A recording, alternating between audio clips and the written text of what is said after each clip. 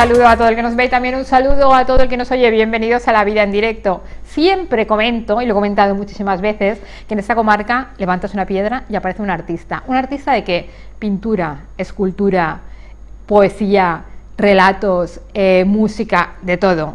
Estamos en una comarca de artistas y hoy vamos a conocer a uno más de ellos. Vive en Viver, es de Viver, se dedica a la escultura, aunque yo creo que la palabra escultor la engloba más la palabra artista. Pablo Pérez Rabanaque, muchas gracias por estar hoy aquí. Ferrer, me he cambiado, le he puesto Ferrer Rabanaque, es que me perdone Vicente, Ferrer.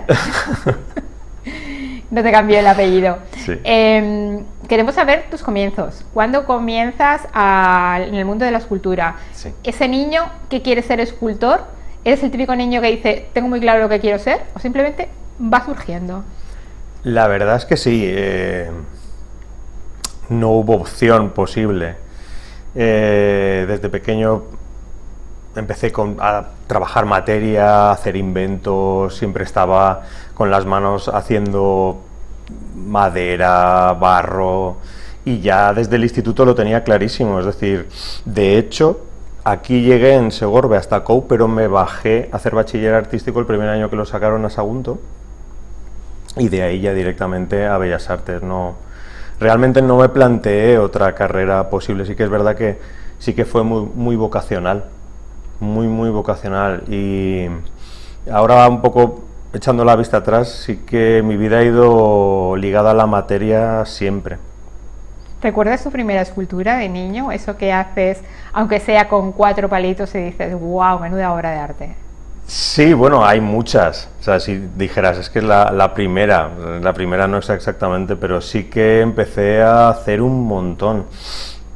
De hecho, ya en el instituto tenía un montón de bocetos en chapas de metal, de cobre, chapa de cobre. Tenía un montón de bocetos y algunos de ellos luego los positivé, luego los amplié en la facultad como un tributo, ¿no?, a esos inicios.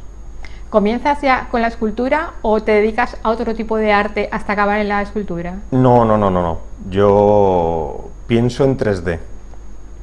Realmente eso es algo que siempre tuve claro y realmente es como una virtud y una condena al mismo tiempo, porque yo siempre pienso en 3D. Tenía claro que la materia era con lo que yo quería trabajar y a lo que me quería dedicar, y me cuesta mucho más, incluso cuando hago mis bocetos, trabajar en 2D. Yo puedo bocetar y me gusta mucho el dibujo, me gusta mucho el lápiz, también me gusta mucho la gráfica, la silografía, pero porque hay que tallar madera. Me gusta la obra gráfica, la silográfica, porque hay que tallarla. O sea, tú haces el positivado en 2 dimensiones con el tórculo, pero realmente lo has tallado antes. Entonces yo hacía un pequeño boceto en 2 dimensiones, pero enseguida me pasaba a la tridimensionalidad. Y cuando yo veo, y cuando yo plasmo, y cuando yo creo, es en 3D. Mi cabeza va en 3D. ¿Estudias el bachiller en arte y luego te vas a Bellas Artes también? Efectivamente. Estudié el bachiller en Sagunto, que fue un año muy bonito. La verdad es que fue el primer año que abrieron el bachiller artístico y me cambió mucho, ¿no?, el concepto y el cambio de paradigma con respecto al BUP y el COU anterior fue brutal y me ayudó muchísimo. Y luego la carrera, y tanto en la carrera como en el doctorado, me ayudó muchísimo a crear un enfoque de una línea de investigación escultórica más compleja y más cuidada. He conocido a muchos artistas que han venido aquí y su paso a estudiar Bellas Artes, la carrera de Bellas Artes, ha sido un paso muy significativo para bien y para mal. Hay algunos de ellos que directamente han entrado a la carrera y es como, ¿qué me está intentando explicar esa persona? No quiero que me explique, no tiene razón. Yo tengo muy claro mi proyecto, mi boceto, y se deja en la carrera. Obviamente a ti no te pasó porque seguiste la carrera, pero hubo un momento en que te sentiste como, ¿qué me están contando? O a lo mejor no necesito esto, o no, todo lo contrario, aprendí mucho, me sirvió. Yo siempre he sido muy respetuoso con los conocimientos y con la gente que los imparte, sobre todo en el tema artístico. O sea, siempre soy un artista de base.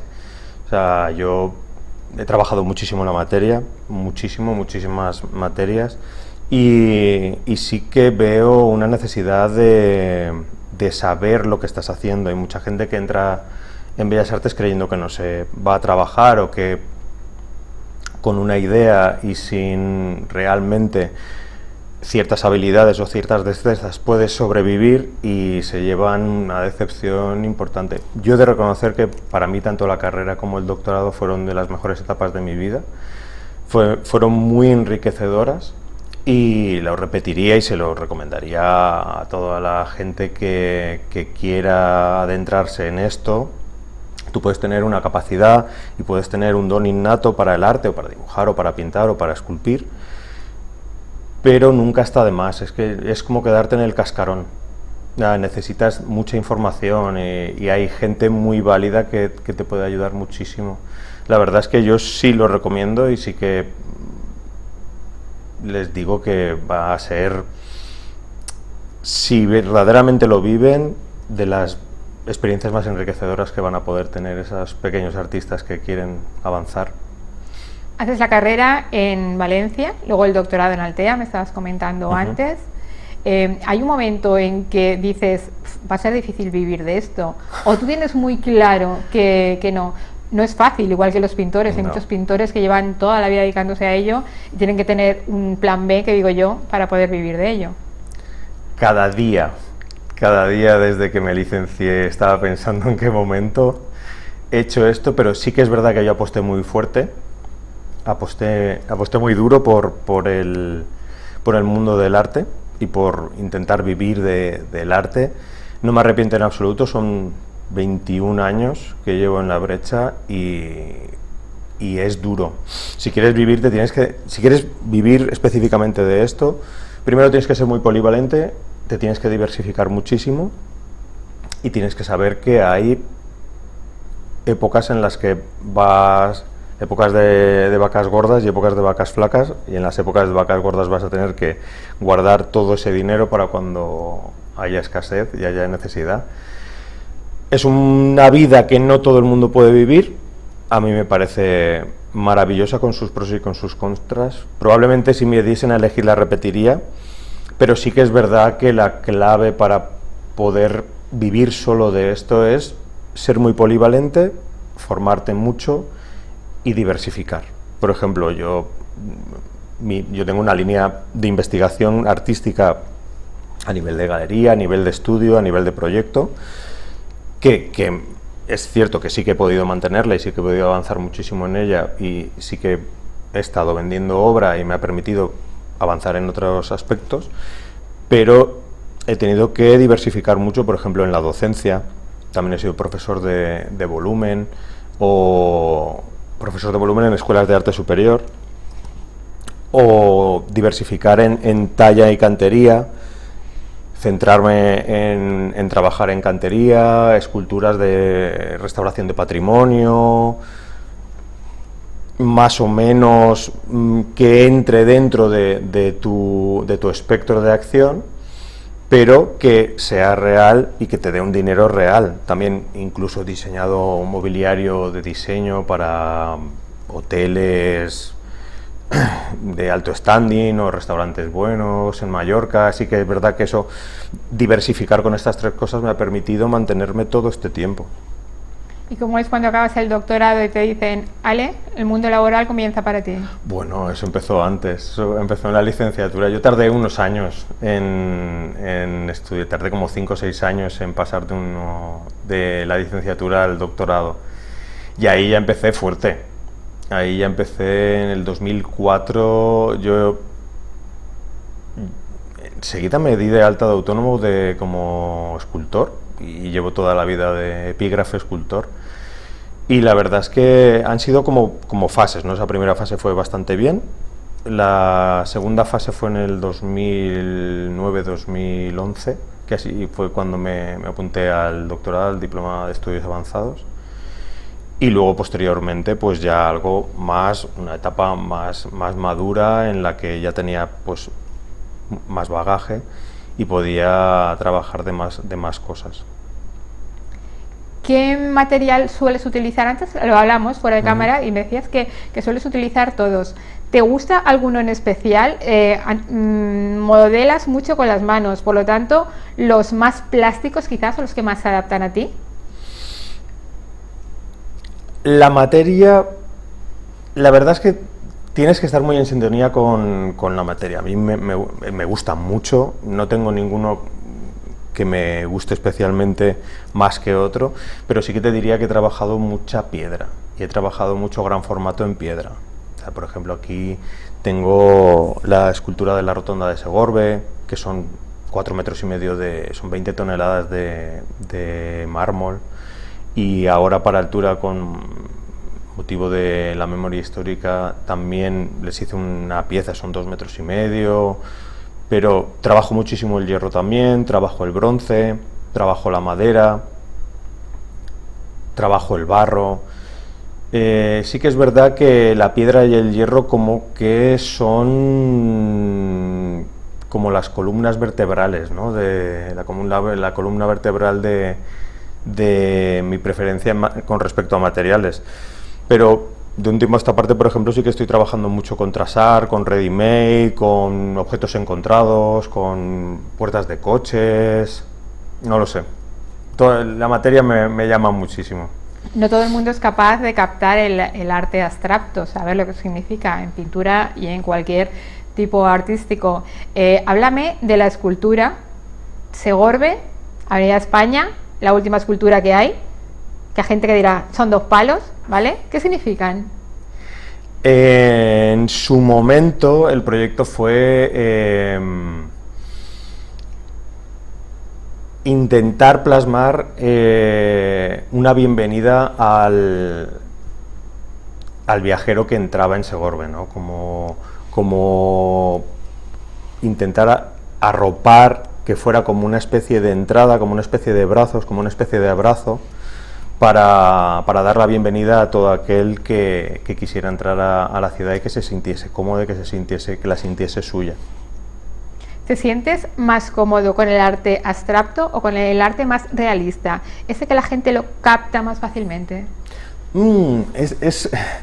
Eso es un tema peliagudo. No siempre, es decir, visualmente tú puedes estar más familiarizado con el cuerpo, ¿no? Con la escultura más figurativa, y sí que es verdad que a más personas le puede entrar más rápido. Eso no quiere decir que acaben entendiendo el intríngulis o realmente el significado más profundo de la obra. Sin embargo, hay otras obras abstractas, tanto en pintura como en escultura, como en un montón de variantes, que en un principio el espectador no le encuentra un significado claro, pero sí que le remueve dentro. O sea, es más intuitivo, es más como una intuición. Entonces, hay veces que la figuración no siempre llega mejor. Yo juego con las dos cosas. Yo hago, sí que es cierto que tengo obra abstracta, pero últimamente la línea que estoy llevando es bastante figurativa, mezclada un poco con trasart y ready-made. Y llevo mucho tiempo en eso y voy a seguir en esa línea de investigación, así que estoy en consonancia con las dos vertientes. Ganas el Premio Internacional de Arte Ciudad de Segorbe en la edición número 75. ¿Qué importancia tienen para ti los concursos? ¿Darte a conocer o es algo más? Bueno, para un artista los concursos no deben ser una obsesión, pero deben ser un compañero. Entonces, ¿son importantes? Sí, son importantes, pero no hasta el nivel de obsesionarte con ganar cuanto más mejor y tener una obra para tal fecha y si presentar algo que tú crees que es realmente bueno y que has dejado parte de tu alma en esa pieza y no ganar, muchas veces es muy frustrante. Entonces las primeras veces, sobre todo los primeros años, sí que podía ser bastante frustrante, pero yo creo que hay que tener un equilibrio entre saber que eso puede pasar, que no siempre tu obra va a gustar, depende qué jurados, depende mucho de qué tipología de personas conformen el jurado. Entonces hay veces que van a ir más en consonancia con tu estilo y con tu trayectoria, y otras veces pues que buscarán otras cosas, y no quiere decir que tu obra no haya ganado porque sea peor, sino porque muchas veces no coincide con la base, ¿no?, de ese concurso. Entonces, concursos sí son necesarios, pero no tanto como para obsesionarte tanto en ganarlos como saber estarte tranquilo y en calma cuando no los ganas. ¿Has expuesto también en distintas galerías? Sí. No, he de decir que sí he expuesto en galerías. Es un punto que todos los artistas tenemos que hacer, y es parte importante de nuestra carrera, sobre todo si queremos mantenernos en el tiempo. Pero el tema de las galerías, hay muy buenos galeristas, hay galeristas que verdaderamente se preocupan muchísimo, pero no siempre, estar en una galería no siempre es requisito indispensable para poder sobrevivir.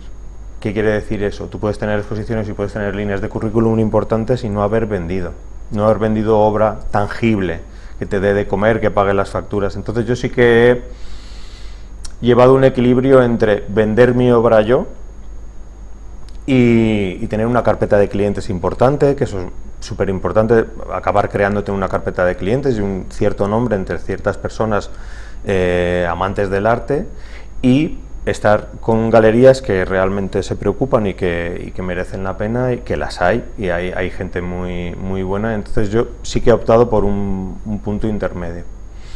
¿Y qué te enriquece más? ¿Vendo lo que yo creo o me piden algo en concreto y tengo que crear sobre lo que me han pedido? Es una buena pregunta. Yo creo que es más enriquecedor que vendan tu línea de investigación principal. Es decir, no algo decorativo, no algo que has hecho para... Tengo 3 metros y méteme una escultura decorativa en este punto, que suele pasar, pero la otra opción es, vale, yo estoy teniendo una línea artística de investigación que es esta, con un proyecto sólido, con mucho contenido y con un trabajo detrás normalmente de mucho tiempo, y hay una persona que se ha interesado en eso y que me la ha comprado por lo que es en sí, por lo que es mi obra. Entonces yo creo que siempre es más gratificante que una persona te compre una obra independientemente del espacio que tenga en su casa, del momento en el que sea, porque realmente le has interesado tú, le has gustado tú, y esa obra, esa persona cree que es para ella. Entonces yo creo que eso es más enriquecedor. Los proyectos son bonitos, por otro lado, porque te permiten crear conforme a una nueva idea. Entonces es distinto, por un lado, que te compren es muy bonito porque han visto algo en ti y creen en ti, y por otro lado el proyecto puedes empezarlo desde cero y es como muy emocionante, pero yo creo que es mejor, no es mejor, no es mejor. A mí me gusta más que me compren una obra por lo que es y por lo que ha sido que un encargo. ¿Esa línea de investigación es una línea recta o es una línea que va cambiando según cambias tú, conforme vas creciendo, circunstancias se van pasando en la vida? Sí, además no tiene por qué ser la única. Un artista puede tener varias líneas de investigación. Normalmente suelen ser líneas escultóricas o líneas creativas, líneas pictóricas, y al final acaban siendo unas series, que se les llama también una serie de escultura, que una línea de investigación puede tener varias series de esculturas o de pinturas o de obra en general, que lleva mucho trasfondo detrás. Y lo bonito del arte es que no es lineal, es como muy curvo, van evolucionando. Entonces tú puedes tener una línea de investigación como la tengo yo, que se llama Me siento mía, que habla un poco de de los estereotipos de cuerpo, de cómo se sienten las personas con su cuerpo.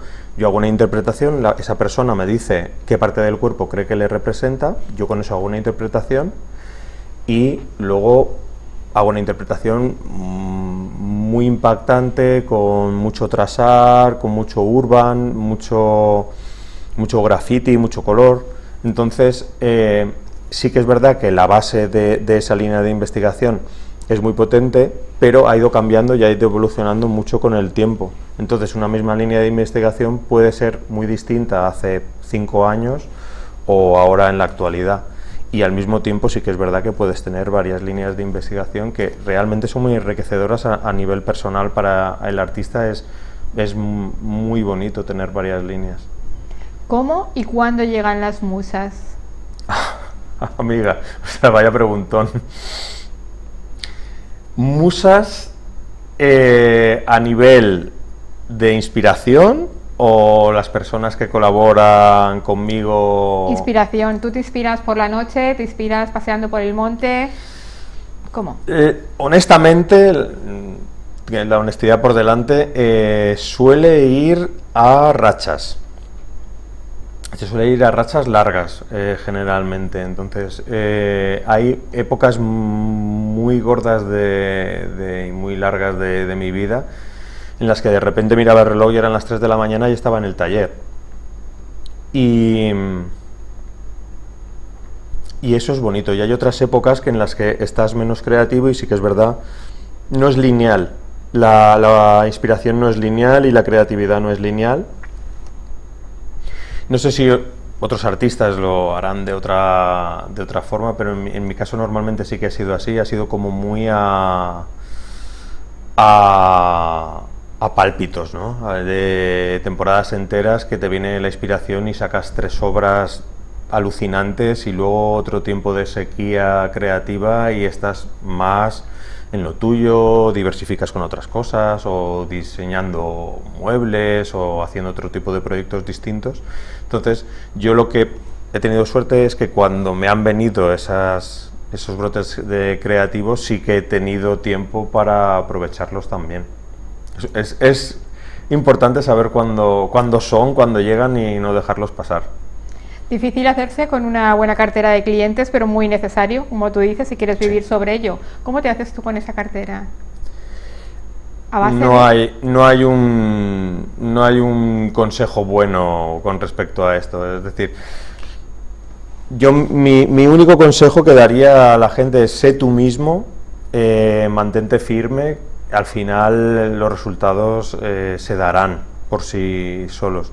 Pero sí que es verdad que un amigo mío decía que el trabajo de artista es 50% taller, 50% venta. Y parte de razón sí que tenía. Sí que es verdad que tienes que estar en los sitios, tienes que estar en las inauguraciones, tienes que conocer a la gente de los museos, porque en esos sitios es donde se cuecen las cosas. Y es cierto que una persona con muchísimo talento, si nadie sabe que tiene ese talento y tiene todos sus cuadros o todas sus piezas o todas esas esculturas en un cuarto en su casa, nunca va a tener esa difusión. Entonces, sí que es verdad que no te tienes que obsesionar, o yo, por ejemplo, por lo menos no me he obsesionado con eso, pero la realidad es que sí que necesitas cierta presencia y cierta visibilidad para que las cosas pasen. ¿Dónde podemos encontrar esculturas tuyas aquí en la comarca? ¿De arte público o de...? Público, que podemos verlas. Público, pues por ejemplo, aquí en Segorbe está la de la rotonda de la entrada de Segorbe. En altura aún no la han colocado, pero pronto la colocarán, una alegoría a la paz con motivo de la memoria histórica, que se llama Renacer, que está en proyecto de colocar todavía. Y en Viver, por ejemplo, hay varias también. En Viver hay 2 esculturas de mármol, una en la biblioteca de acero y un par de acero inoxidable también grandes de arte público en diversas calles del pueblo. Me dices que actualmente estás en Viver, ahí tienes tu taller. Realmente Viver es el sitio que te ha visto nacer y crecer. Uno siempre se imagina a un escultor, y sobre todo escultores de renombre o escultores que quieren ser de renombre en lugares tan fantásticos como Nueva York y ciudades grandes. Tú eliges Viver. ¿Por qué? Bueno, yo tengo la casa en Viver y el taller en Viver. No es tan fácil ir a Nueva York a tener un taller al coste de un taller allí.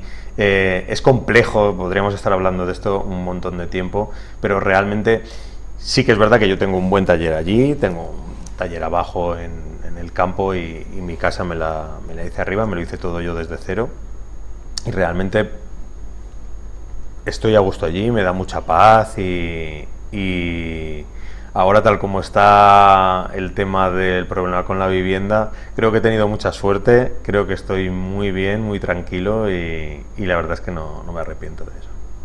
¿Qué necesitas para trabajar? ¿Necesitas tranquilidad? ¿Necesitas música? ¿Necesitas jaleo? Yo tengo la música a todo volumen sistemáticamente el 100% del tiempo que yo estoy trabajando con maquinaria.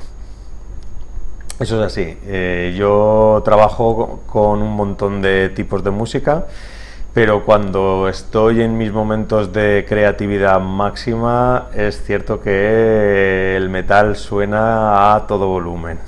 Entonces sí que consumo muchísima música, de hecho es probablemente el momento del día y las horas del día en el taller que más música consuma. La verdad es que me calma muchísimo. He visto varios vídeos suyos con la careta de soldador, soldando distintas piezas. Me ha venido a la mente mi hermano mayor, que también le gustaba mucho soldar cosas y te aparecía con, mira, he hecho Don Quijote, mira, esto es un cenicero pero es una mariposa. Es como él veía un trozo de hierro y su imaginación iba a 1000. ¿Te ocurre lo mismo? ¿Ves el material y dices, de aquí qué puedo sacar? Para hacer cosas decorativas a veces pasa así. Cuando son cosas mucho más complejas es un proyecto que lleva detrás mucho trabajo, mucho tiempo de trabajo y realmente es como más un mito. No digo que haya personas que no le pasen, pero realmente cuando ya llevas un tiempo y ya llevas muchísimo tiempo en el mundo del arte y en el arte contemporáneo, detrás de esa inspiración hay mucho trabajo, mucho tiempo, mucha lectura. Y sí que es verdad que dependes en cierta manera de tu inspiración y de tu creatividad, pero suele haber detrás muchísimo trabajo después, no es tan instantáneo. O sea, es como una carrera de fondo y normalmente suelen salir muchos mejores resultados cuando pones mucho más trabajo y mucha más dedicación en la obra que cuando es un aquí te pillo, aquí te mato. También empleas distintos materiales que se tienden a solapar o separar según lo que tú quieras. Me ha recordado muchas veces, o viéndote también en uno de los vídeos, como el pastelero que al final dice, ha salido perfecto o ¡buah! Se me ha estropeado toda la pieza. Sí. ¿Suele suceder eso también? Sí, la verdad es que son piezas complejas las que yo estoy haciendo y a lo que te refieres del molde es un poco la serie que decía de Me siento mío, que le he explicado un poquito antes. Entonces, yo intento que la serie tenga como 3 fases. Una fase en el que yo saco el molde al modelo. Normalmente suelo hablar con fotógrafos muy buenos que colaboran conmigo y la primera fase es como una especie de acción, como que le llamamos, o de performance, en la que el proceso del molde es un proceso muy íntimo, es un tiempo muy intimista en el que tanto la modelo, el modelo y yo hacemos fundido a negro, entonces estamos ahí, el fotógrafo saca sus fotos, pero realmente es una parte muy importante de esa obra, porque dependiendo de las sensaciones también que hayamos vivido en ese momento, la obra va a salir de una forma o va a salir de otra. Luego está el proceso, que el proceso de positivado es súper bonito, es muy lento y muy costoso, pero realmente merece la pena. Y luego está la tercera fase, que es lo que como tú bien decías, el momento de desmoldar, de sacar la pieza del molde. A veces hay problemas y se pueden romper, entonces es como un parto, como aquel que dice, cuando sale bien te da una ilusión tan grande. Y la tercera fase ya es pues buscando con Trasar, con Ready-Made, buscando piezas grandes de reciclado, y es cuando se le da el color.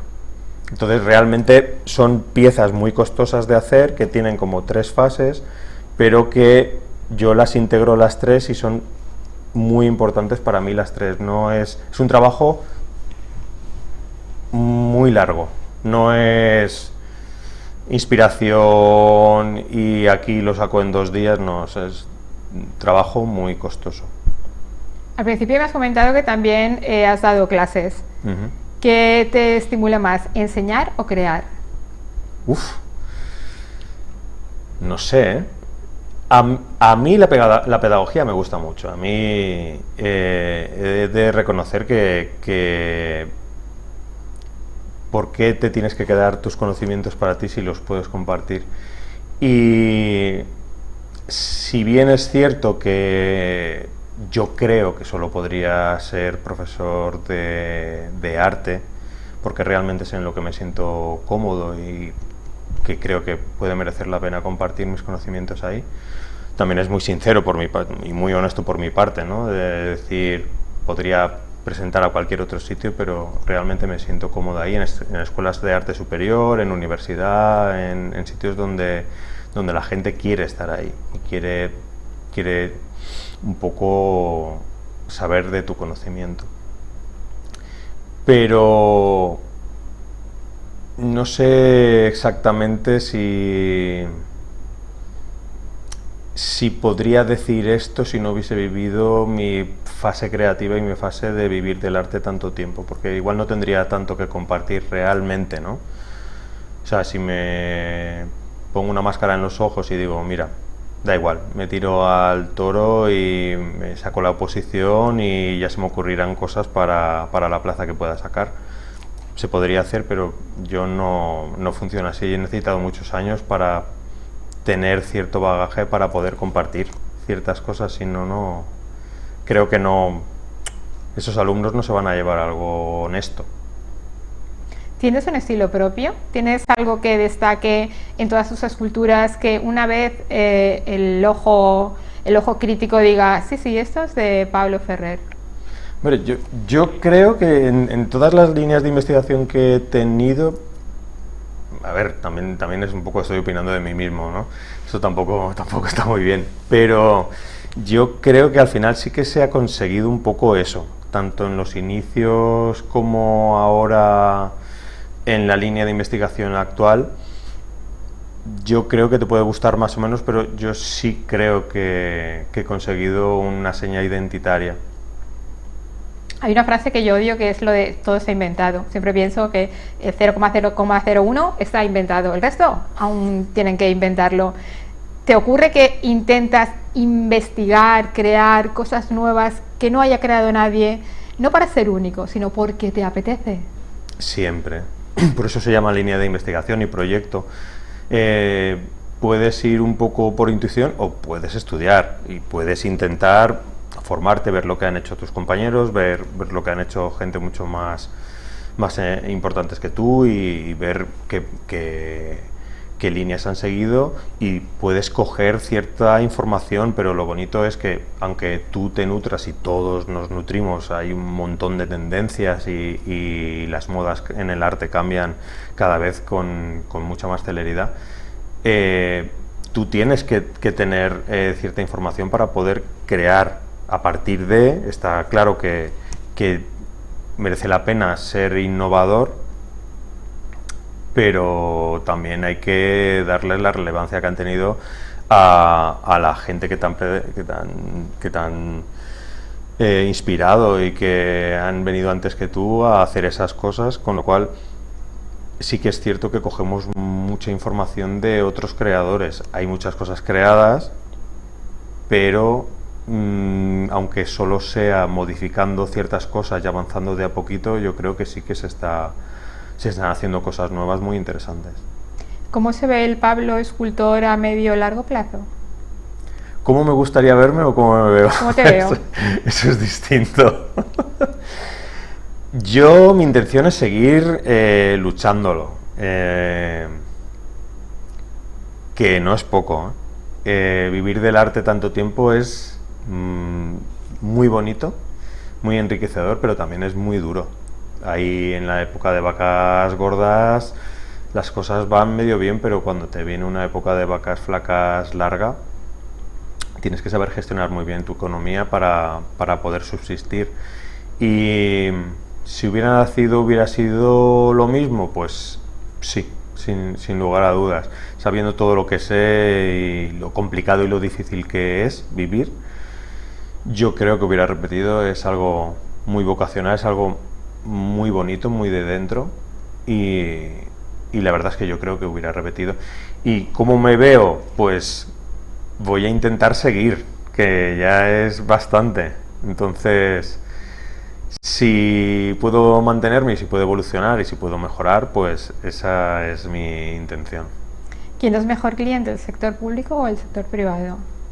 Eso también es una buena pregunta. Pues depende. Antes de la crisis del 2008, el sector público era muy buen cliente, muy buen cliente. Habían partidas presupuestarias muy grandes para arte, incluso cuando daban una adjudicación para carreteras o puertos o caminos, etcétera, había un X% que tenían que destinar a arte. Y eran partidas que se tenían que gastar. Entonces sí que es verdad que habían muchos concursos, tú podías concursar en un montón habían muchas posibilidades para concursar ahí. Ahora no hay tanto, ahora ha cambiado mucho, pero yo diría que si quieres subsistir tienes que depender de los dos. Tienes que trabajar tanto con sector público como con privado. ¿Y cómo se le pone precio a una de tus esculturas? ¿Por el tiempo que le dedicas? ¿Por el material? Esa es una pregunta muy buena. Y aquí hay debate. Si hubieran compañeros míos, seguro que estaríamos debatiendo incluso entre nosotros. Se le pone, sobre todo, un precio real a tu material, al tiempo y a los gastos. Es decir, tú no puedes ir a costes o sacar una pieza a pérdidas. Pero ahora es cuando entra el tema del caché. Hay personas que han subido... Esto es complicado, ¿no? Gente que se ha hecho famosa muy, muy pronto y ellos han entrado en una galería y esa galería les ha exigido que subiesen su caché hasta la estratosfera. Entonces, personas que habían comprado una obra a la mitad de precio, de repente se dan cuenta que su artista está vendiendo obras al doble. De repente esa galería cierra, ese artista tiene que comer y vuelve a bajar los precios a la mitad, con lo cual las personas que han pagado el doble se sienten como defraudadas. Ahí es un tema muy complejo y muy largo, solo da para una entrevista eso, ¿eh? Entonces yo creo que lo mejor es ir subiendo súper honesto, muy honestamente, y en un mercado real. Es decir, puedes tener y puede ser muy bueno, pero tienes que ceñirte también a tu nivel y a tu segmento de mercado. Mi consejo es que es mejor ir subiendo precios bien, o sea, reales y honestamente, que subirlos muy rápido y luego tener ciertas cosas o ciertos problemas que son de difícil solución. ¿Y qué cara se le queda a un artista como tú, que le dedica tanta pasión, tanto tiempo, cuando descubre que en una feria de arte alguien pega un plátano en la pared y luego ese plátano se vende por una cantidad astronómica? Eso también es un punto a tratar grande. Aquí podríamos estar mucho tiempo y no es algo de ahora. Realmente es algo que se lleva hablando desde las vanguardias artísticas del siglo XX. Hay un montón de gente que pensaba lo mismo de Duchamp y ya hace un siglo de eso. Entonces, claro, el debate no es nuevo, no es algo nuevo de ahora y es muy complejo. Por ejemplo, si es una persona que ha entrado ahí y ha puesto ese plátano sin más, que es una persona que trabaja de cualquier otra cosa y ha decidido hacer una broma, pues no deja de ser una broma. Pero igual, si es un artista que tiene un bagaje muy grande, que tiene una carrera a sus espaldas muy grande, con un montón de premios, con un montón de exposiciones, con un currículum y sobre todo que tiene una defensa de esa obra y que tiene un argumentario y que tiene un proyecto, entonces estaríamos hablando de algo distinto. ¿Por qué ha hecho eso? ¿Qué ha querido decir con eso? Puede que a mí personalmente no me guste especialmente, pero realmente sí que ha logrado esa acción. Y sí que ha logrado ese foco de atención y sí que ha logrado ese movilizar al sector crítico. A mí personalmente no me gusta, pero realmente sí que veo una diferencia entre una persona que lleva detrás mucho trabajo y mucho estudio y mucho proyecto a alguien que lo hace aleatoriamente o solo para hacer la broma. ¿Piensas que el arte de la escultura está bien valorada en este país? No, en absoluto, porque además es un debate que he tenido yo muchísimo tiempo. Hay el tema del tiempo no está nada bien pagado. Hay cuadros o piezas o esculturas que se hacen en un tiempo récord con una inversión de material mínimo y se están vendiendo al mismo precio que otras piezas escultóricas con muchísimo trabajo, muchísimo tiempo, muchísima dedicación, que son meses, claro, son meses que tienes que cobrar la hora de esa realización, solo eso, y acaban vendiéndose más o menos al mismo precio.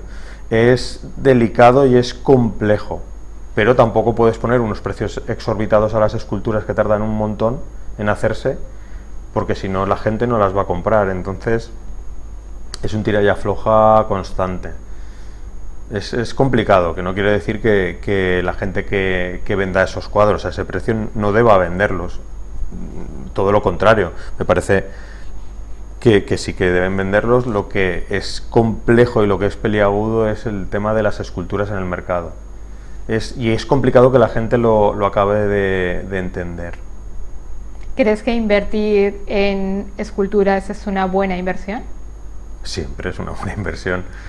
Las tres dimensiones siempre es una buena inversión. A mí me parece, ¿qué voy a decir yo? Pero a mí me parece súper bonito. La verdad es que es algo que vas a tener siempre y incluso clientes míos que me han comprado obras hablamos cada año y hemos acabado siendo amigos, me mandan fotos y es como te une a esas personas, algo de ti se queda con ellos. Y si a alguno de los espectadores que nos está viendo se le acaba de encender una lucecita en la cabeza y ha dicho, pues ¿por qué no? ¿Cómo podría contactar con Pablo Ferrer para tener alguna de sus esculturas?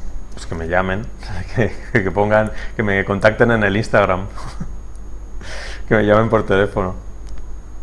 Pues muchas gracias, Pablo, por el ratito que nos has prestado. Estaríamos horas y horas hablando contigo, pero mejor que la gente visualice todas tus esculturas, tanto las que hemos hablado, las que tenemos aquí en el Alto Palancia. ¿Alguna que tengas en algún lugar fuera del Alto Palancia que sea como tu niño, que te costó soltar? En Mallorca tengo bastantes, pero a nivel particular, no a nivel público, pero son obras relativamente grandes. Y sí que es cierto que he vendido obras allí bastante grandes y estoy muy contento con dónde se han quedado al final, porque realmente son como tus hijos. Desprenderte de ellas a veces cuesta. De las últimas que vendí, esa me costó desprenderme de ella, pero sí, si no, no puedes vivir. Pues enhorabuena por tener la suerte de dedicarte a tu pasión. Gracias. Y que sigas dedicándote a ello, que podamos presumir de este escultor del Alto Palancia, no solamente aquí en el Alto Palancia, sino a nivel nacional e internacional. Muchas gracias. Bueno, muchas gracias a vosotros.